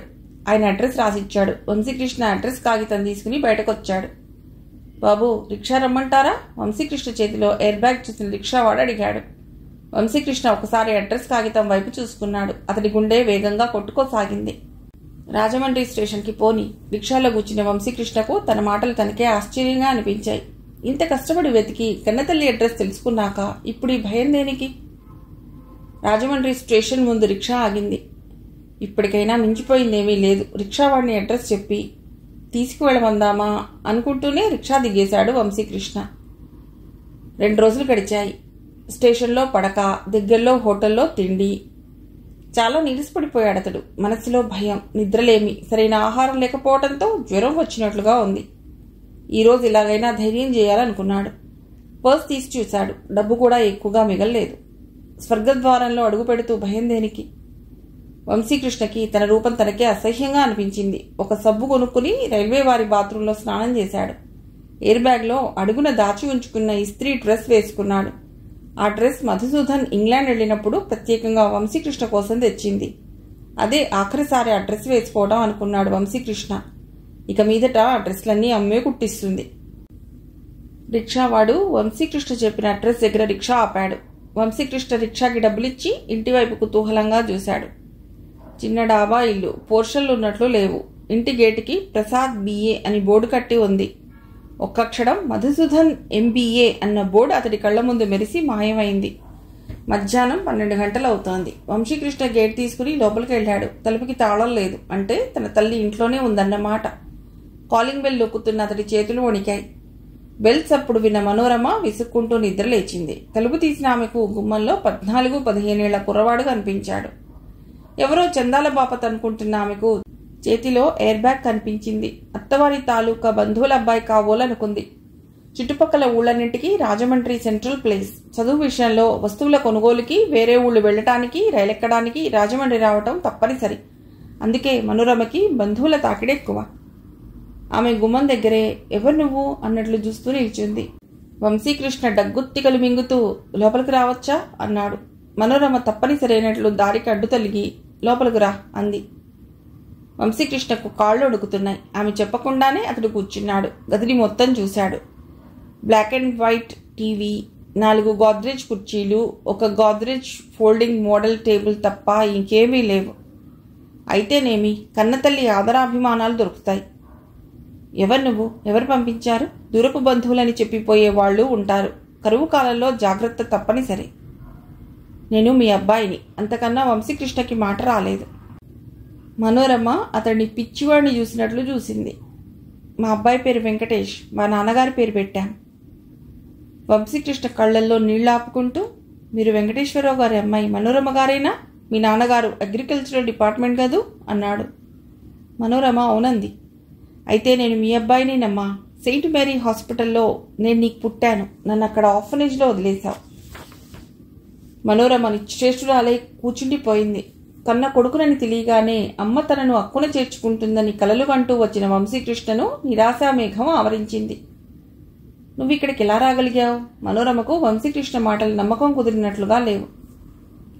ఆర్ఫనేజ్లో రికార్డులు చూశాను. వరుసగా తాతగారు పనిచేసిన ఆఫీసుల్లో అడుగుతూ వస్తే అడ్రస్ తెలిసింది.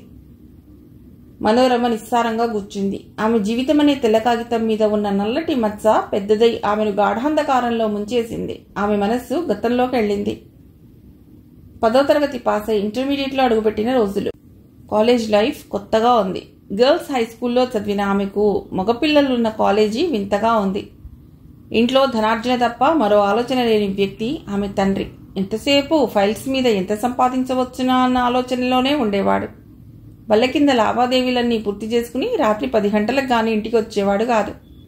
భర్త సంపాదించిన డబ్బుతో చీరలు నగలు కొనుక్కుని పక్కింటి వాళ్ళకి ఎదురింటి వాళ్ళకి చూపిస్తూ రిలీజ్ అయిన ప్రతి సినిమా చూస్తూ కాలక్షేపం చేసేది ఆమె తల్లి. మనోరమ ఫస్ట్ క్లాస్లో పరీక్ష పాస్ అయిందన్న వార్తకి కూడా స్పందించలేదు ఆమె తల్లిదండ్రులు. కాలేజీలో మొదటి యూనిట్ టెస్ట్లో ఫస్ట్ వచ్చింది మనోరమ. క్లాస్లో ఆమెను ఎంతగానో అభినందించాడు ఆమె లెక్చరర్. ఇలాంటి అమ్మాయి మన కాలేజీకే గర్వకారణం, ఈమె సరైన కోచింగ్లో ఉంటే స్టేట్ ఫస్ట్ తెచ్చుకోగలదు అన్నాడు. మనోరమ గర్వంతో పొంగిపోయింది. ఆడపిల్ల కదా అని మార్కులు వేసి ఉంటారు, మనం మాత్రం బాగా చదవలేదా రాయలేదా అనుకున్నారు మగపిల్లలు. మనోరమ అందంగా ఉంది, అందుకే మార్కులు పడ్డాయి అనుకున్నారు మగపిల్లలు. మనోరమ అందమైనదే కానీ తెలివైంది కూడా. ఆమెకు మంచి మార్కులు వేసిన వాళ్లలో ఆడ లెక్చరర్లు ఉన్నారు. ఇంటికి వచ్చేసరికి ఇల్లు తాళం వేసి ఉండటంతో మనోరమ ఉస్సూరు మంది. పక్కింటి ఆవిడ తాళం ఇస్తూ, మీ అమ్మ సినిమాకి వెళ్ళింది, కూర పులుసు ఉన్నాయట, అన్నం ఒకటి వండుకు తినమన్నారు అని చెప్పింది. ఎంత అలవాటైన విషయమైనా మనోరమ మనస్సు మళ్లీ బాధపడింది. హాయిగా అన్నయ్య హాస్టల్లో ఉండి చదువుకుంటున్నాడు, 2 ఏళ్లు పోతే తను హాస్టల్లో ఉండవచ్చు. ఎంట్రన్స్ పరీక్ష పాస్ అయి మెడిసిన్లో సీట్ తెచ్చుకోవాలి అనుకుందామే. డాక్టర్ అయినట్లుగా కళ్ళు కంటూ కూర్చుండిపోయిన మనోరమకు అన్నం వండాలన్న ధ్యాస లేకపోయింది. రాత్రి తల్లి తండ్రి సుమారుగా ఒకేసారి వచ్చారు. మనోరమ ఆనందంగా, అమ్మా డాడీ, మా కాలేజీలో అన్ని స్కూల్స్లో నుండి బెస్ట్ స్టూడెంట్స్ చేరారు కదా, అందరిలో నేనే ఫస్ట్ వచ్చాను అంది. మనిషి ఆశాజీవి. ఏనాడు తల్లిదండ్రులు తనను మెచ్చుకోకపోయినా తన అచీవ్మెంట్స్ చెప్పడం మనోరమ మానలేకపోతోంది. తను ఒకటి దగ్గర, తను ఆఫీసర్ ఇంకొకరి దగ్గర లంచం తీసుకున్న ఫైల్ ఎలా డిస్పోజ్ చేయాలన్న విషయం ఆలోచిస్తున్న వెంకటేశ్వరరావు ఐసీ అన్నాడు. తల్లి వంటింట్లోకి వెళ్ళి, అన్నం వండమని చెప్పి వెళ్ళాను, ఆ మాత్రమైనా చేయకపోతే ఎలా? ఆడపిల్లకి చదువు ముఖ్యమా ఇంటి పని ముఖ్యమా అని అరిచింది. తనకు మాత్రం ఇంటి బాధ్యతల కన్నా సినిమాలే ముఖ్యమన్న సంగతి ఆమెకు జ్ఞాపకం లేదు. మనోరమ కళ్లల్లో నీళ్లు తిరిగాయి. మర్నాడు లెక్చరర్ ఆమెను స్టాఫ్ రూమ్లోకి పిలిచి, నీకు డౌట్స్ ఏమైనా ఉంటే అడుగుతూ ఉండు, నీలాంటి బ్రిలియంట్ స్టూడెంట్స్ అంటే నాకు చాలా అభిమానం అన్నాడు. మనోరమ సాయంత్రం చదువుకుందుకు ఆయన ఇంటికి వెళుతూ ఉండేది. ఆయన భార్య పురిటికి వెళ్లిన సంగతి మనోరమకు తెలియదు. పాఠాలు ప్రేమ పాఠాలుగా మారాయి. ప్రేమకు కామానికి తేడా తెలియని వయస్సు మనోరమది. ఇంట్లో తల్లిదండ్రుల ఆదరణ ఏమాత్రమూ తెలియని అమ్మాయి లెక్చరర్ చూపించే కొద్దిపాటి ఆప్యాయతకే కరిగిపోయింది. 3 నెలల తర్వాత గర్భవతి అయింది. లెక్చరర్కి అత్తవారు పలుకుబడి వాడి గవర్నమెంట్లో ఉద్యోగం వేయించారు. అతడు వెళ్ళిపోయాడు. ఇంట్లో విషయం చెప్పడానికి భయపడింది ఆమె. విషయం తెలిసిన వెంకటేశ్వరరావు బెల్ట్ తీసుకుని చావగొట్టాడు. ఇలా మా పరువు తీసే కన్నా విషం మింగి చావు అని తిట్టింది తల్లి. ఇంటావిడ దేవతలా కలుగజేసుకుంది. తప్పు పూర్తిగా మీ అమ్మాయిదే అంటారేమిటి? అతని తప్పు లేదా? పిల్ల ఏమైపోతుందో పట్టించుకొని మీ తప్పు లేదా అని నిలదీసింది. మనోరమను పరీక్షించిన డాక్టర్ 5 నెలలు నిండాక గర్భస్రావం ప్రమాదం అని చెప్పింది. బిడ్డను కని అనాథాశ్రమంలో వదిలేయటానికి నిర్ణయం అయింది. మనోరమకు ఆ విషయం బాధను కలిగించలేదు. కడుపులోని బిడ్డ ఒక మోసగాడికి చిహ్నం, ఆమెకు అంతే తెలుసు. మాతృత్వాన్ని అర్థం చేసుకునేటంత వయస్సు ఆమెకు లేదు. మనోరమ కొడుకుని అనాథాశ్రమంలో వదిలే నాటికే వెంకటేశ్వరరావు బదిలీ చేయించుకున్నాడు. ఆమె చదువాగిపోయింది. కొన్నేళ్లకి మహాప్రయత్నం మీద పేపర్ మిల్లో చిరుద్యోగి ప్రసాద్తో వివాహం అయింది. తన బంగారు భవిష్యత్తు నాశనం చేసిన వాడి ప్రతిరూపం ఇప్పుడు తన ఎదురుగా ఉన్నాడనుకుంది మనోరమ. కానీ ఎదురుగా ఉన్నది కేవలం మోసగాడి ప్రతిరూపం మాత్రమే కాదు, తన రక్తం పంచుకుని పుట్టిన బిడ్డ. ఇన్నాళ్లకు తనను వెతుక్కుంటూ వచ్చాడు. తన ప్రేమ కోసం తహతహలాడుతున్నాడు. ఇన్నాళ్లుగా అనాథాశ్రమంలో ఎన్ని కష్టాలు పడ్డాడో ఏమో. మనోరమ ఆ క్షణంలోనే వంశీకృష్ణ వైపు పరీక్షగా చూసింది. చాలా ఖరీదైన డ్రెస్లో ఉన్నాడు. తన కొడుకు వెంకటేష్ బట్టలన్నీ కలిపినా ఆ డ్రెస్ అంతా ఖరీదు చెయ్యవు. మనోరమ మెల్లిగా అడిగింది, ఇన్నాళ్ళు ఎక్కడున్నావు? ఏం చదువుతున్నావు? ఇక్కడికి ఎలా రాగలిగావు? వంశీకృష్ణలో నిరుత్సాహం కట్టలు తెంచుకుని కన్నీళ్ల రూపంలోకి మారబోయింది. తనను కొడుకుగా గుర్తించిన తల్లి దగ్గరకు తీసుకోదేమిటి? అంతలోనే ఆశావాదము అతడిలో కలిగింది. ఒక్కసారిగా వార్త వినేసరికి షాక్ తినుంటుంది. మెల్లిగా మారుతుంది కాబోలు. కొందరిలో అనురాగం జలపాతంలా పెళ్ళుబుకుతుంది, కొందరిలో మందాకినిలా మెల్లిగా ప్రవహిస్తుంది. ఆమెలో మార్పొచ్చే వరకు తన చిన్ననాటి కథ చెప్తే సరి. వంశీకృష్ణ అనురాధ మధుసూదన్ల గురించి చెప్పాడు. వారికి పిల్లలు పుట్టకపోవటం, ఇద్దరిలో ఏ లోపమూ లేకపోవటం, ఎవరైనా పెంచుకుంటే పిల్లలు పుట్టే అవకాశం పెరుగుతుందన్న సలహా వల్ల తనను పెంచుకోవటం, వరుసగా చెప్పాడు. మనోరమ వింటూ కూర్చుంది.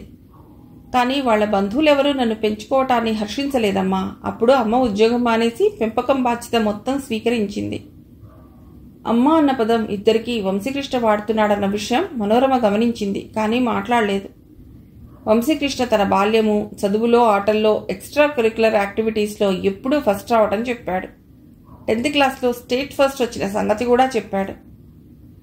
నాకు ఎప్పుడూ ఫస్ట్ ర్యాంకే వచ్చేది, నా పోలికేనన్నమాట అంది మనోరమ. తల్లి తనను కొడుకుగా గుర్తించిన సంగతి వంశీకృష్ణకు ఆనందాన్ని ఇచ్చింది. నా ఫోటో పేపర్లో చూసే ఉంటావు. మేం పేపర్ తెప్పించాం, ఇంకా చెప్పాలంటే తెప్పించలేం. తమ ఆర్థిక పరిస్థితిని చూచాయిగా చెప్పింది మనోరమ. ఆ విషయాన్ని పట్టించుకోనట్లుగా వంశీకృష్ణ మిగతా విషయాలు చెప్పాడు. మహాభారత గాథ తన మీద చూపించిన ప్రభావం చెప్పాడు. కుంతి కర్ణుడి కోసం విలపించినట్లే తనను కన్నతల్లి తన కోసం బాధపడుతూ ఉంటుందన్న విషయం గురించే ఆలోచించేవాడని చెప్పాడు. ఆ ఊహ నా మనసుకొచ్చినప్పటి నుండి నాకు నిద్రాహారాలు లేవు. నీకోసమే తప్పించిపోయాను. నీ అడ్రస్ కోసమే ఆర్ఫనేజ్లో సోషల్ సర్వీస్ చేశాను. నీ అడ్రస్ కడితే తాతగారికి వరంగల్ ట్రాన్స్ఫర్ అయిందన్నారు. అక్కడి నుంచి ఈ ఊరైందని తెలిసింది. ఇక్కడ ఆఫీస్లో అడ్రస్ తెలుసుకుని వచ్చాను. మనోరమ కదల్లేదు. ఏదో ఆలోచిస్తూ కూర్చుండిపోయింది. వంశీకృష్ణ అతి కష్టం మీద కన్నీళ్లను ఆపుకుంటున్నాడు.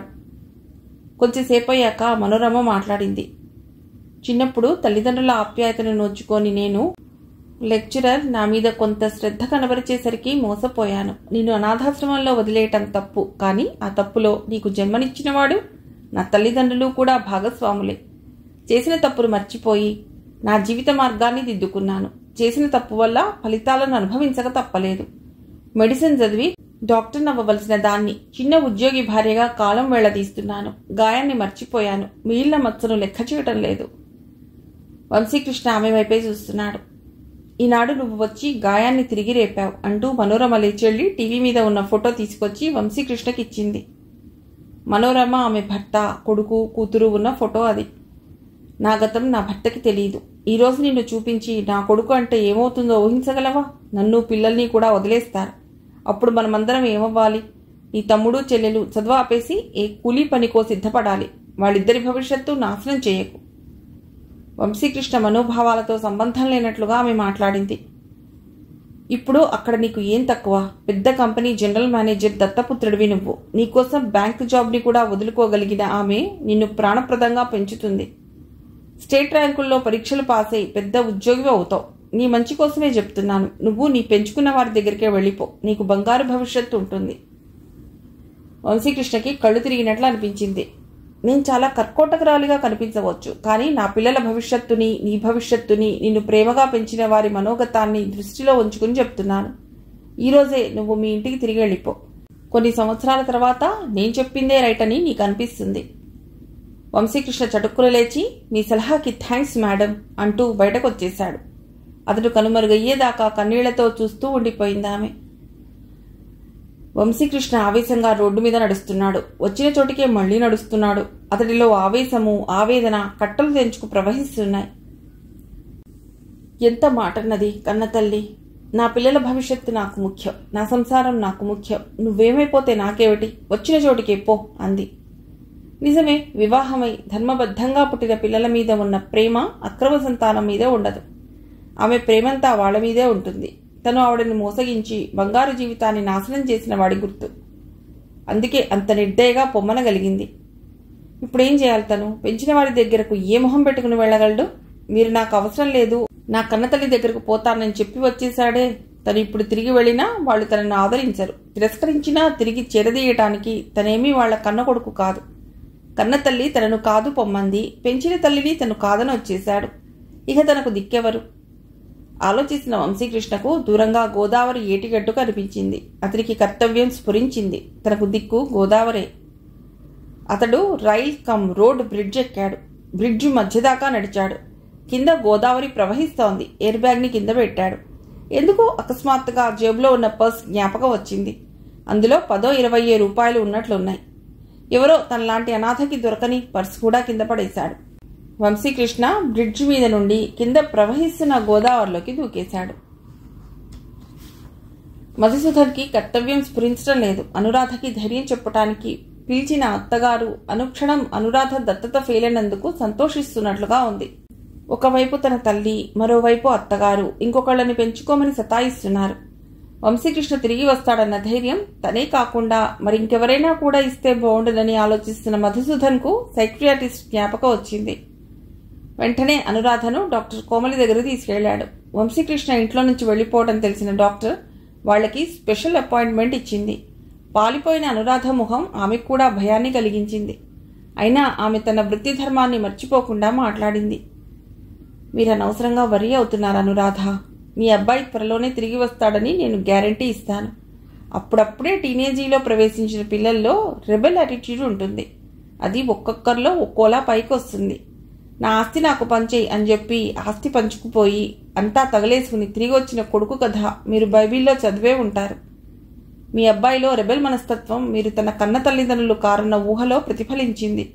తనతో తీసుకెళ్లిన పర్సులో డబ్బులు అయిపోగానే మీ విలువ తెలుస్తుంది. తిరిగి వస్తాడు. బైబిల్ కథ రిటర్న్ ఆఫ్ ది ప్రాడిగల్ సన్లో తండ్రిలాగానే మీరు అతన్ని ఆదరించండి. గతాన్ని ఎట్టి పరిస్థితుల్లోనూ జ్ఞాపకం చేయొద్దు. వాడిని కన్నతల్లి ఆదరించి ఉంచేసుకుంటేనో అంది అనురాధ. కళ్ళు కూడా తెరవని పసిగుడ్డును వదిలేసిపోయిందన్న విషయాన్ని మర్చిపోతున్నారు అంది డాక్టర్ కోమలి. అనురాధలో ఆశాభావం చిగురించింది. భార్యలోని మార్పుని గమనించిన మధుసూదన్ సంతోషించాడు. మిస్టర్ మధుసూదన్, మీరు కూడా మీ దృక్పథంలో కొంత మార్పు తెచ్చుకోవాలి. ఎవరికైనా వాళ్ళ వృత్తి ముఖ్యమే, కానీ ఫ్యామిలీని నెగ్లెక్ట్ చేయకూడదు. నేను తప్పకుండా మారుతాను డాక్టర్. మా అబ్బాయి కోసం తప్పకుండా ఎక్కువ టైం కేటాయిస్తాను. డాక్టర్ మరికొంతసేపు వాళ్ళిద్దరికీ ధైర్యం చెబుతూ మాట్లాడింది. తేలికైన మనసుతో ఇంటికి తిరిగి వచ్చిన మధుసూదన్ తమ కార్తో పాటే ఇంటి ముందు పోలీస్ జీప్ కూడా ఆగడం గమనించి ఆశ్చర్యపోయాడు. అతని మనసెందుకో కీడును శంకించింది. అనురాధ గుండె వేగంగా కొట్టుకోసాగింది. మధుసూదన్ కార్ దిగి పోలీస్ జీప్ వైపు నడిచాడు. పోలీస్ ఇన్స్పెక్టర్ జీప్ దిగి మధుసూదన్కి శాల్యూట్ చేశాడు. మీ అబ్బాయి రాజమండ్రి హాస్పిటల్లో ఉన్నాడు. Godavari rail cum road bridge మీద నుండి దూకేసిన అతన్ని చేపలు పట్టుకునేవారు కాపాడారు.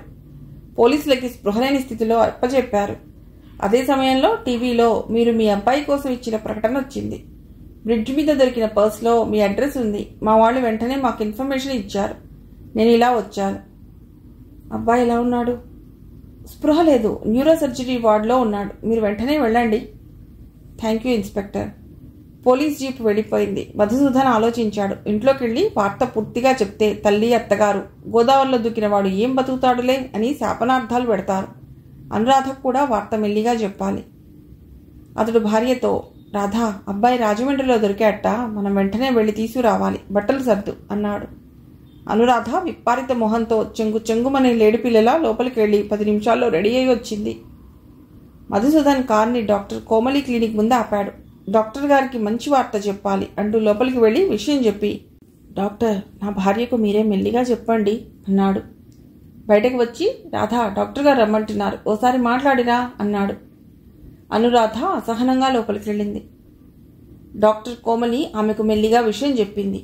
అబ్బాయి ఏదో తీవ్రమైన మానసిక ఆందోళనకు గురి అయ్యాడు. అతడికి స్పృహ వచ్చాక మీరు గతం మాట్లాడవద్దు, సంతోషకరమైన విషయాలే మాట్లాడండి అని సలహా ఇచ్చింది. డాక్టర్ మాటలు పూర్తయ్యేసరికి మధుసూదన్ కంపెనీ కార్ డ్రైవర్ వచ్చాడు. కారు రాజమండ్రి చేరుకునేసరికి రాత్రి అయింది. హాస్పిటల్లో న్యూరో సర్జరీ వార్డులోని డ్యూటీ డాక్టర్ని అనురాధ, మధుసూదన్లు కలుసుకున్నారు. డాక్టర్ వయసులో చిన్నవాడు, డ్యూటీలో కొత్తగా చేరినట్లున్నాడు. చాలా ఎత్తు నుండి దూకేశాడు మీ అబ్బాయి. మేము అన్ని టెస్టులు చేశాం. ఈ బ్రెయిన్ ఎక్స్రేలో ఈ గీత ఏమిటో తెలియటం లేదు. క్రాక్ ఇచ్చిందేమో. 2 గుండెలు గుబేలుమన్నాయి. రాత్రి తెల్లవార్లు కళ్లలో ఒత్తులు వేసుకుని కూర్చున్నారు. తెల్లవారాక వార్డ్ హెడ్ వచ్చాడు. ఆయన ఇద్దరికీ ధైర్యం చెప్తూ, 2 రోజుల్లో స్పృహ రావచ్చు. అబ్బాయి బ్రెయిన్కి ఏ విధమైన డ్యామేజీ లేదు అన్నాడు. 2 రోజులు 2 యుగాల్లా గడిచాయి. 3వ రోజు ఉదయం వంశీకృష్ణకు స్పృహ వచ్చింది. అతడు మెల్లిగా కళ్ళు తెరిచి అనురాధను, మధుసూదన్ను గుర్తుపట్టాడు.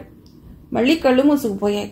డాక్టర్ ధైర్యం చెప్పి, పూర్తిగా స్పృహ రావడానికి టైం పడుతుంది అన్నాడు. మరో 2 రోజులు సగం మగతలో సగం మెళకువలో గడిచాయి. ఆ తర్వాత రోజుకి పూర్తిగా చేతన స్థితి వచ్చింది.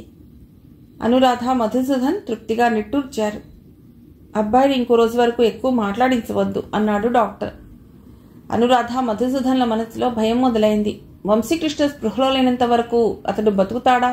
బతికినా బ్రెయిన్ పూర్తిగా పనిచేస్తుందా అన్న భయం ఉండేది. ఇప్పుడు అతడు తమ వెంట వస్తాడా రాడా అన్న అనుమానం మొదలైంది. వంశీకృష్ణ మనసులో అదే భయం. తను ఆపదలో ఉన్నానని తెలిసిన తర్వాత వచ్చారు, కానీ తనను తిరిగి ప్రేమించగలరా తన తల్లిదండ్రులు? మర్నాడు వంశీకృష్ణను డిశ్చార్జ్ చేశారు. మధుసూదన్ పలుకుబడిని ఉపయోగించి వంశీకృష్ణ గోదావరిలో పడిపోవటం ఆత్మహత్యా ప్రయత్నంగా కాకుండా ప్రమాదంగా పోలీస్ రికార్డుల్లో నమోదు చేయించాడు. వంశీకృష్ణను కాపాడిన పడవల వాళ్ళిద్దరికీ చెరో 1000 రూపాయలు ఇచ్చి, మీ మంచితనానికి నేను విలువ కట్టలేను, ఇది నా సంతోషానికి చిహ్నం, ఉంచండి అన్నాడతడు. మీ భార్యలకు ఇవ్వండి అంటూ 2 చీరలు ఇచ్చింది అనురాధ. వాళ్ళు వంశీకృష్ణను దీవించి వెళ్ళిపోయారు. డాక్టర్ కొన్ని మందులు రాసిస్తూ, మనస్సును ఆహ్లాదంగా ఉంచుకో, ఏ ఫ్రాక్చర్ మరే డ్యామేజీ లేదు, you're lucky, best of luck అని వంశీకృష్ణతో అన్నాడు. డాక్టర్కి థ్యాంక్స్ చెప్పి ముగ్గురు బయటకు వచ్చారు. అనురాధ, మధుసూదన్, వంశీకృష్ణ హోటల్లో రూఫ్ గార్డెన్లో కూర్చున్నారు. దూరంగా గోదావరి ప్రవహిస్తూ కనిపిస్తోంది. ఏం కావాలి అని అడిగిన వెయిటర్కి మధుసూదన్ అన్ని వంశీకృష్ణకి ఇష్టమైన ఐటమ్స్ ఆర్డర్ ఇచ్చాడు. వంశీకృష్ణ కళ్ళు చెమర్చాయి. అనురాధ, మధుసూదన్ కొడుకు మాట్లాడతాడని ఎదురు చూస్తున్నారు. 5 నిమిషాలాగి వంశీకృష్ణ మెల్లిగా వివరాలు చెప్పసాగాడు. తాను ఆర్ఫనేజ్లో మొదటి అడ్రస్ సంపాదించడం దగ్గర నుంచి మనోరమను కలుసుకోవటం దాకా అంతా చెప్పాడు. నన్ను కన్న తల్లి నన్ను అక్కున చేర్చుకుని ఆదరిస్తుందనుకున్నాను. చిన్నతనంలోనే నన్ను వదిలేసి ప్రేమకు దూరం చేసినందుకు ఇప్పుడు కాంపెన్సేట్ చేస్తుందనుకున్నాను. కానీ ఆవిడకు నా మీద ప్రేమ లేదు. ఇప్పుడు తనతో ఉన్న బిడ్డలే ముఖ్యమంది. వాళ్ళ భవిష్యత్తుని దృష్టిలో పెట్టుకుని నన్ను వెళ్ళిపోమంది. ఆమె దృష్టిలో ఆవిడను మోసం చేసిన వాడి ప్రతిరూపాన్ని నేను, అంతే. నా భవిష్యత్తు, నా కోరికలు, ఆశలు ఏవీ ఆవిడకు అక్కర్లేదు. అనురాధలోని స్త్రీ హృదయం మనోరమ పట్ల సానుభూతి చూపించింది. అలా ఎందుకు అనుకుంటున్నావు వంశీ? నీ భవిష్యత్తు దృష్ట్యా కూడా ఆమె ఆలోచించింది. నీ సంగతి తెలిస్తే ఆమె భర్త ఆమెను, నిన్ను, మిగతా పిల్లలను కూడా వదిలేయవచ్చు. అప్పుడు నీ బతికేం కావాలి? నీ బంగారు జీవితం మాత్రం నాశనం కాదా? వంశీకృష్ణ ఆమె మాటలు పట్టనట్లుగా ఇంకా మాట్లాడాడు. ఆ క్షణంలో నాకు మహాభారత కథ జ్ఞాపకం వచ్చింది. కుంతి కర్ణుడి కోసం పరితపించినట్లే నా తల్లి నా కోసం తప్పించిపోతూ ఉంటుందనుకున్నాను. కానీ కుంతికి కూడా కర్ణుడి మీద ప్రేమ లేదు. ఆమె కర్ణుడి దగ్గరికి వెళ్ళి పాండవులను కాపాడు అని అడిగింది. కానీ కర్ణుడి విషయం ధర్మరాజుకు చెప్పిందా? చిన్నతనంలో ఏవీ తెలియని వయసులో లోకనిందకు భయపడి వదిలేయవచ్చు. పెద్దవాళ్ళయ్యాక భయం దేనికి? వివాహం ద్వారా పుట్టిన పిల్లల మీదనే ప్రేమ ఉంటుంది. నేను పిచ్చివాణ్ణి. వంశీకృష్ణ తర్వాత సంఘటన చెప్పసాగాడు. కన్నతల్లి కాదన్నాక ఆ బతుకు మీద ఆశ చచ్చిపోయింది. గోదావరిలోకి దూకేశాను. కానీ ఆ క్షణంలో బ్రిడ్జ్ మీద నుండి దూకి నదిలో పడే క్షణంలో నాకు బతకాలనిపించింది. డాడీ చిన్నతనంలో నన్ను ఎగిరేసి నేను కిలకిలా నవ్వుతుంటే పట్టుకునేవారే. అలాగే మీరు వచ్చి మీ బలమైన చేతులతో నన్ను పట్టుకుంటే బాగుండననిపించింది. నదిలో మునిగిపోతూ నీళ్లు తాగుతున్నప్పుడు అమ్మ ఆప్యాయంగా పాలు తాగించే చిన్ననాటి మధుర క్షణాలు గుర్తొచ్చాయి. నాకు బతకాలనిపించింది. అనురాధ, మధుసూదన్ల కళ్ళలో నీళ్లు తిరిగాయి. మీ ఆశీర్వాద బలము నా బతుకు తీపి నన్ను బతికించాయి. పిచ్చిగా ప్రవర్తించాను. ఇప్పుడు మిమ్మల్ని ఎలా క్షమించమని అడగాలో తెలియటం లేదు. అతడి తల్లిదండ్రులిద్దరూ ఒకేసారి మాట్లాడారు. నువ్వు మా ప్రియమైన కొడుకువి వంశీ, నిన్ను క్షమించడం అనే మాటే లేదు. వంశీకృష్ణకు మనస్సు తేలికైంది. మధుసూదన్ మాట్లాడాడు. టీనేజ్లో రెబెల్ మెంటాలిటీ ఉంటుందిట. అది ఒక్కొక్కరిలో ఒక్కొక్కలా బయటకు వస్తుందిట. నీలో ఈ రూపంలో వచ్చింది. ఇప్పుడు నువ్వు నార్మల్గా అయిపోతావు. వంశీకృష్ణ మళ్ళీ మాట్లాడాడు. నాకు కూడా మనస్సు హాయిగా ఉంది. మీరు నన్ను కాదంటారని భయపడ్డాను.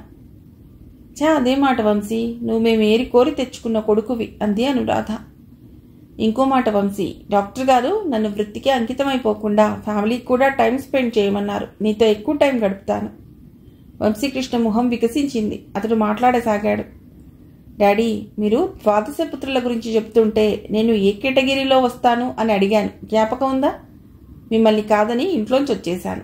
ఈరోజు నేనే మిమ్మల్ని అడుగుతున్నాను. గతాన్ని మర్చిపోయి నా తప్పుని క్షమించి నన్ను ప్రేమగా తిరిగి స్వీకరించండి. అనురాధ, మధుసూదన్లిద్దరూ వంశీకృష్ణ చెరో చేతిని ఆప్యాయంగా పట్టుకున్నారు. నేను స్వయంతత్రుణ్ణి అన్నాడు వంశీకృష్ణ. ముగ్గురు నవ్వుకున్నారు. వెయిటర్ పదార్థాలు తెచ్చి టేబుల్ మీద పెట్టాడు. ముగ్గురి మనస్సులు నిండుగా ఉన్నాయి. ఎవరికీ ఏమీ తినాలని లేదు. దూరాన ప్రవహించే పవిత్ర గోదావరిలాగానే వారి హృదయాలు నిర్మలంగా ఉన్నాయి. కథ సుఖాంతం.